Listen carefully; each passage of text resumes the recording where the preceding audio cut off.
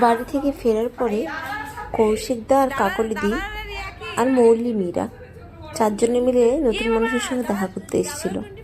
আর আমাদের মেয়েরা দেখা করতে এসেছিল। মুম্বাইতে এসেই দাদাদের সাথে আমাদের আলাপ। সত্যি কথা বলতে কি, নিজের দাদার যে ফিলটা ওটা আমরা পেয়েছিলাম। বিশেষ করে আমাদের জীবনে এমন একটা সময় এমন একটা ডিসিশান নিতে এবং সেই ডিসিশানটা ফুলফিল করতে দাদা আমাদের হেল্প করেছিলেন।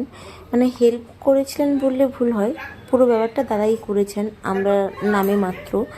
তো সেটা আমরা কখনোই কোনো দিনই ভুলতে পারবো না। বিশেষ করে আমি তো ভুলতে পারবো না, কারণ এসব ব্যাপারে আমার হাজব্যান্ড ভীষণই উদাসীন। কিন্তু দাদার জন্যই জিনিসটা সম্ভব হয়েছিল আর কি।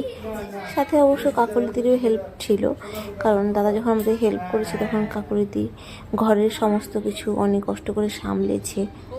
যেহেতু ব্যাপারটা এখনও আমরা প্রকাশ্যে আনতে পারিনি, তো ওই কারণে বলেও উঠতে পারিনি। তো দেখা যাক, যদি ভগবানের দয়ায় কোনো দিন জিনিসটা সামনে আসে তখন তো ভালো করে আবার বলবো।